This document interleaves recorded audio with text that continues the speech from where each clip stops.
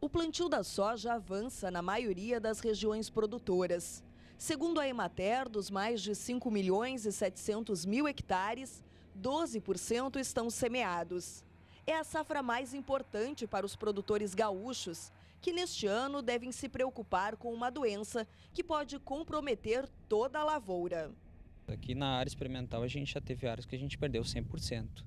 Existem áreas que a gente deixa, que a gente busca colocar a variedade que a gente tem e naquele local a gente não executa nenhum manejo fitossanitário. Enfim, que a gente quer saber o que está acontecendo e como está ocorrendo a situação de doenças, de insetos, de plantas daninhas, como está a capacidade competitiva daquela cultivar frente a uma situação regional. E a gente tem várias situações já que muitos cultivares a gente teve zero de produtividade. Produziu alguma coisa de matéria seca, para dizer que não produziu nada, mas ela tem um potencial destrutivo muito grande. E por ter um ciclo reduzido, a incidência dela, embora muitas vezes possa parecer pouco, de uma semana para outra isso já pode mudar totalmente o feedback que tu tem da tua área. Então tem que ficar atento. Pesquisadores acreditam que o inverno pouco rigoroso pode fazer a ferrugem asiática aparecer mais cedo, especialmente no Rio Grande do Sul. A orientação é para que os produtores monitorem as áreas de soja e façam o primeiro tratamento preventivo cerca de 40 dias após o plantio. É que todo o manejo que for feito para a ferrugem, ele tem que ser preventivo, a gente tem que se precaver, porque a gente não pode deixar que aquele esporo chegue na superfície foliar e ele germine.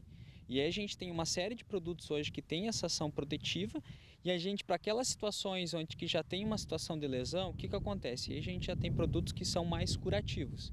Então tudo é uma questão de tomada de decisão. O que a gente tem que estar é atento, monitorando, isso é fundamental. E aí já tem uma série de regiões do estado que o pessoal tem esse sistema de alerta, eles têm essa capacidade de nos alertar se está ocorrendo. Hoje muito pelas mídias é mais fácil da gente saber e aí a gente começa a precaver. Mas o monitoramento ele é essencial aqui na área experimental, ele é essencial em qualquer lavoura, ele é essencial na verdade para todos. E até uma questão aí entra a situação de ele deveria ser feito pelos órgãos estaduais, eles deveriam ser feitos pelos órgãos de pesquisas públicos, eles deveriam fazer esse trabalho já e de alerta, né? Para o doutor e especialista em pragas da Universidade de Cruz Alta, uma das principais recomendações ao produtor é para que fique de olho não só na sua lavoura, já que os esporos do fungo são disseminados pelo vento, o que significa que plantações próximas podem ser infectadas. A partir do momento que o esporo, a questão por vir pelo vento, e a partir do momento que esse esporo ele chega em contato com a superfície foliar, o que acontece?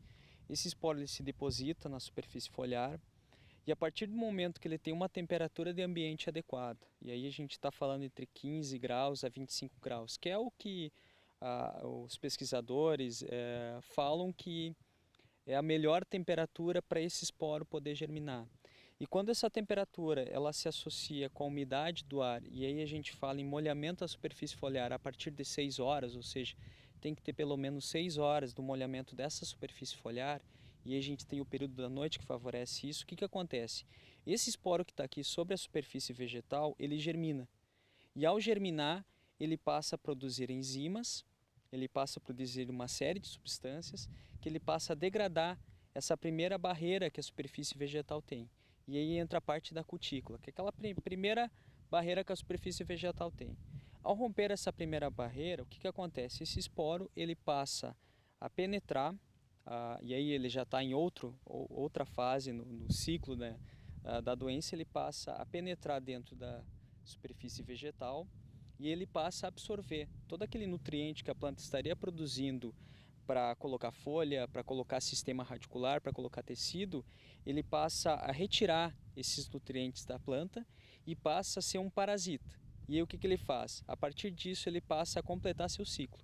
A partir do momento que a gente começa a ver que a superfície foliar tem lesões e a parte inferior da folha é mais característico para a gente ver isso, o que acontece? A partir do momento que a gente vê essas lesões, é que, opa, essa ferrugem ela já completou seu ciclo e ela já está liberando esporos para outras plantas, para outras regiões.